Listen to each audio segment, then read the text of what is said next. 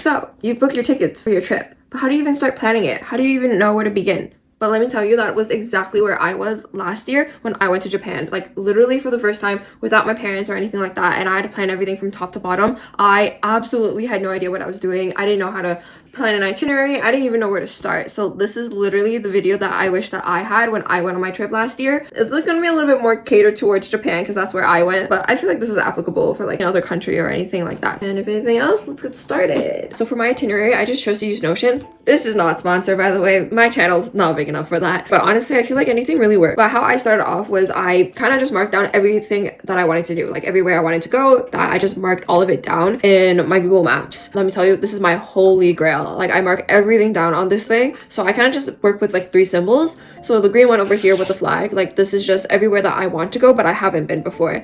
And anything with like the blue symbol with like the bookmark in it, it's just every place that I want to go that I haven't been before. So like that could be like temples, shrines, or even just like museums or attractions or anything like that. Anything that has a heart in it is places that I've been and I really like it. If I don't like it, I just will unmark it. That's just kind of how I categorize everything. I usually get my recommendations from TikTok. So any TikToks I see, I usually mark down the places in my Google Maps, or I just save the video as well. Or any recommendations I know from other people or like from Instagram, I'll just mark it down on here. So that's where I usually get my recommendations. So from there, I just mark it down on here. And then from this reference, I kind of can already tell like what cities I kind of want to hit. So like over here, like Asakusa, and then like Shibuya. And then over here, I don't exactly know. What is this? Ginza? Oh yeah, and over here's Ginza. So I can already kind of tell like what places I want to hit. But then from there, I just also translate over it to my Notion. So I put everything down onto this really big list. It's really, really long. But that's just like, I have a lot of places that I want to go. And I kind of just take the time to do this because this is like therapeutic for me. I input everything in there and I just categorize it by name, the location. So like Minato City, Shibuya, Kanagawa, anything like that, I just mark it down on there. Categories, so if it's shopping, if it's for sightseeing, food, shrines, attractions, just so I know what each place is and I can filter it out from there. And it's just easier for me to look at stuff. And priority, so like there are certain places that I like want to hit, like Shibuya Sky or like the Ghibli Museum or like the Gentle Monster store. I really wanted to go to those places, so I would mark them with like 5 stars is the highest priority and 1 star of course is like the lowest.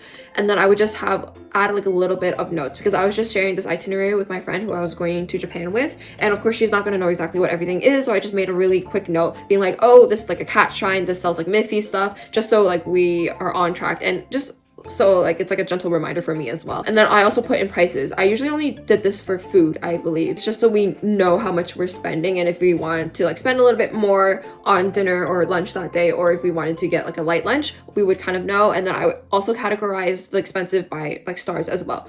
The sun is setting. I'm so sorry, I need to stop leaning forward. Section for notes about booking. So if things needed tickets like Shibuya Sky, I would like make a little note about what's happening, like when I have to make the reservations, about what time slots and stuff like that. So I would just make a little note in there. And then from this master list, I can kind of filter it out by like city or category. So like city, like for example, like Shibuya, I can already see how many attractions we have or how many food places that we want to hit. And then if it's category, if we're looking for a certain attraction, I can just filter it like that. And then from there, I made this list over here. So like from Asakusa, it's very tiny list, so I can probably just already gauge that, oh, this might take us half a day. But then Shibuya was a lot longer, so I was like, oh, maybe we need 1 day or 2 days. We actually ended up doing 2 days in Shibuya just because there's a lot of places we wanted to see and things we wanted to do, so I kind of just allocated like that. So I kind of just roughed it out to something like this, and then from here I kind of translated it into this big calendar list. Categorized it by cities, so like Ginza for example, and I also wrote down like every attraction that we wanted to go in that area, and then every food place.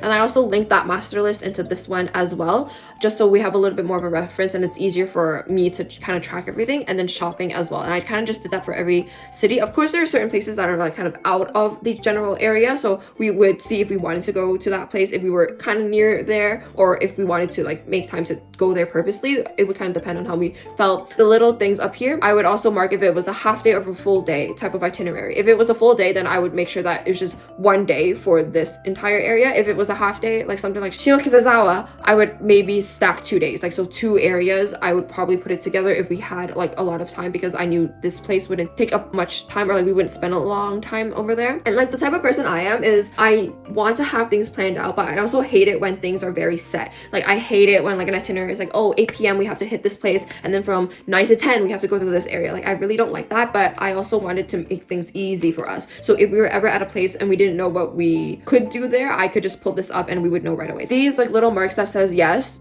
these days were set, so, which meant that we had an appointment, which was usually like we had an attraction that we had to go, so like 𝚘𝚐𝚐𝚑, which we got tickets for, or like the Ghibli Museum for. So like these days we had to hit this area, which is why I would have this red little marker there, just so I know that I couldn't move these days, but the rest of the days we could move however we wanted. Like for an example, Kamakura, we wanted to make sure that, oh my god, I would also 100% recommend this place. If you're going to Japan, you must go to Kamakura. It is so pretty. It is shit out of an anime. It's literally the most stunning place I've ever seen. I love that place so much. It also has a beach and it's near the ocean, so it's so nice. And I heard from like a really clear day, you can also see Mount Fuji. We didn't get to see it because it was cloudy, but it was still so pretty.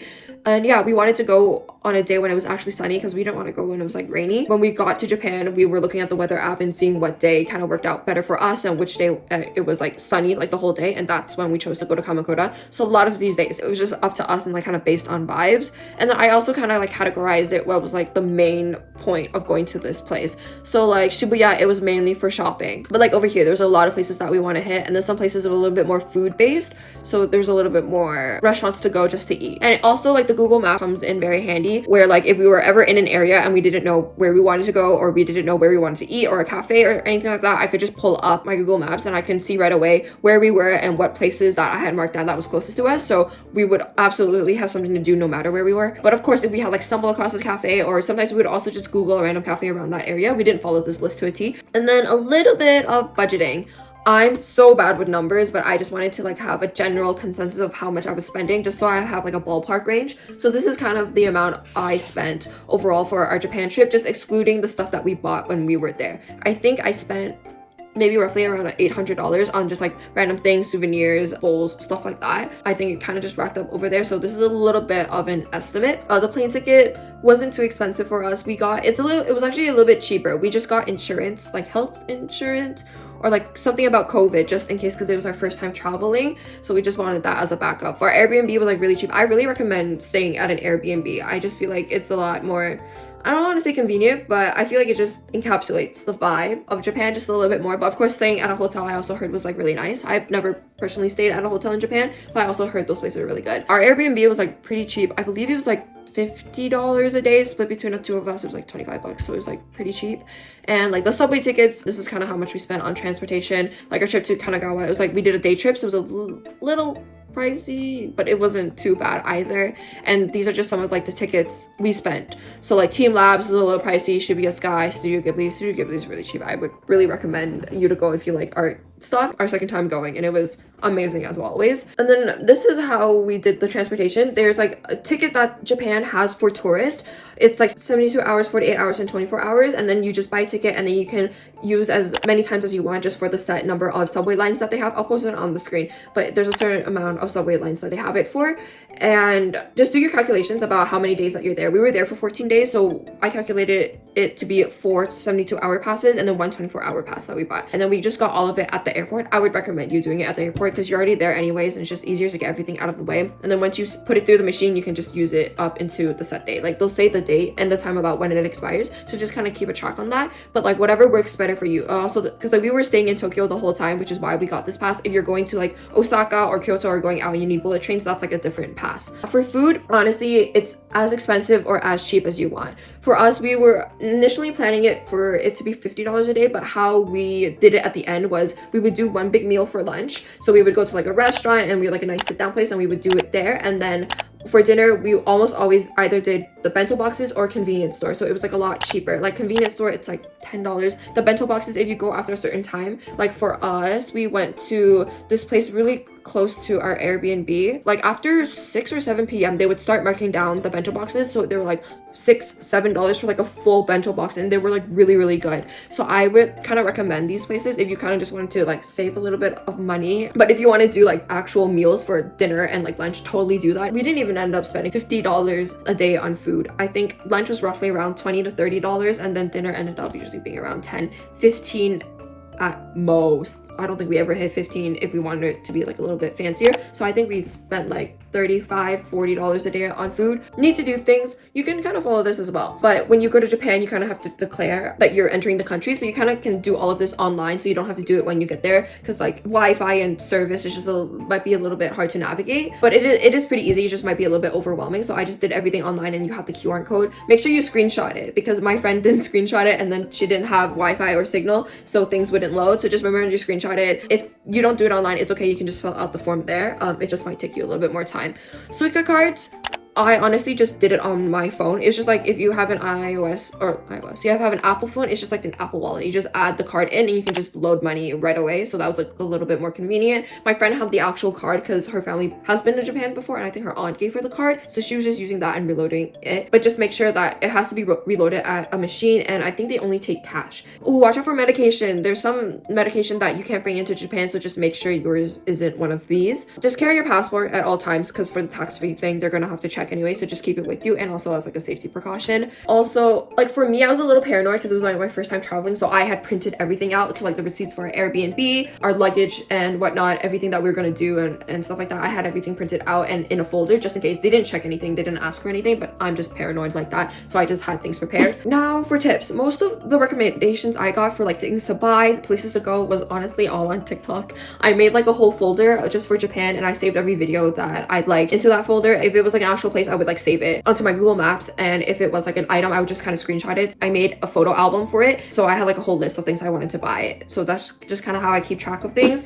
Also, I would recommend stay somewhere like near the station where we stayed. So like our Airbnb wasn't close to a station that was included in our pass, but like I calculated it, extra subway that we had to take was just like an extra $1.50, so it didn't really add up too much at the end, so it was fine for us, and which is also why we chose to stay at that Airbnb. But that place was like, I think like a 2-minute walk away from the station, so it was so convenient. Like trust me, like 10 minutes doesn't seem very far, but once you walk like 20,000 steps and then you've been everywhere all day, you're like exhausted. You don't want to walk an extra 10 minutes from the station to your place. Also, like for us, we spent 14 days in Japan. So if you can, and your schedule isn't really tight, I would kind of recommend like leaving 1 day or like even maybe 2, just for you to like rerun things. So like any places that you really loved that you wanted to revisit, like any restaurants, any food places, any cafes, or any shopping places you want to go again, I would kind of recommend that, just so like. And also for us, like it saves a little bit of money. We were able to like kind of see everything and visit different stores and know kind of like what we wanted to buy and kind of what we wanted to have in like the back of our minds. So we didn't have to buy things right away. Like some things we could sit and like think about. Like I really wanted to get like one of the phone charms, like the phone strap things, and there was like so many in Japan, and I really didn't know which one I wanted to get. So at the end, I just went back to the place that I went to in the beginning to buy my phone charm. So yeah, I think that having a 1 day just like to rerun everything is a pretty smart move. Like for restaurants or like food places, we went to Age 3 and I'm Donut twice, because oh my god, it was so good. Literally the best desserts I've ever had, and I just needed to have it again. Cash and card. I had a big dilemma on this. I couldn't really figure out, like watching other people's videos and stuff like that, if Japan mainly took card or cash. I would say for shopping in general, like they mainly also take card, but if it's like the small vintage stores or you're really outside of Tokyo, they might only take cash. But the main shopping places, they mostly also take card. But I found out for like food places, they usually only take cash. So I would just kind of budget for that. It's just so like your food budget, I would mainly just bring cash for that, and the shopping I would just leave it for your credit card. Especially if you have a good traveling credit card where there's like no transaction fee and stuff like that, I would recommend using that, because that also saves a bit of money. Because I know like getting cash out, like converting your money to yen, there's also a transaction fee for that, and that can also rack up. So just be aware of that, and yeah, just do a little bit more research. This is like common sense, I believe, but for me it was not common sense because me and my dumbass. But don't take too many layovers, or if you take layovers, make sure it's like a fat gap, because for us we ended up having 2 layovers going to Japan, and each were like an hour each. I don't even know how we made it. Like we made it successfully, clearly, but one of my luggages didn't, but we ended up finding and sorting things out, so it was okay at the end. But it was not. It was so stressful. In my defense, when we first booked the tickets, the first layover was like an hour 30 and the second layover was around 4 hours, but things got moved around and then suddenly the time changed, and then the second layover was only an hour. Oh my god, we flew from Toronto to Paris, and then Paris to Frankfurt, and then Frankfurt to Japan. We were running like through the airport. We had to like rush through customs and everything. I just rather you like having to sit at the airport and wait and like mull over than rushing, because like the Paris airport, if anyone's been to like the Paris airport, it's like escalators up and down. It's like a fucking hill. It's so bad. I would not recommend. So like, just if you're taking a layover, make sure it's a fat gap, or of course if you have more money, just do it straight through. We were being cheap because no money, but just peace of mind, I would say do one layover, or if you have to do two or any layovers, just make sure it's a fat gap. Also, get an air tag. That air tag saved my luggage, because when we lost it, at least I could track it to see where it was, because without that I would have been panicking all over. So just get an air tag, just like for your wallet, for your luggages. It's just a lot more convenient. But yeah, that's pretty much it for my Notion tutorial, Notion planner type of thing. Literally, I'm getting so much FOMO so bad. Like, everyone and their mother is in Japan. Everyone I've seen all over my Instagram, all over my TikTok, everyone is just in Japan. And I'm like, that was me literally a year ago. Like, I'm filming this on May 30th. I flew on the 29th last year. That was me a year ago. That should have been me this year. If you're going to Japan, I envy you so much. Have so much fun. You are literally gonna have the best time. And if you're traveling to anywhere else, you're also gonna have so much fun. And I hope you just have the best time. Stay safe, and I hope to see you guys in my next video. I hope this was helpful. I'll see you guys later. Bye.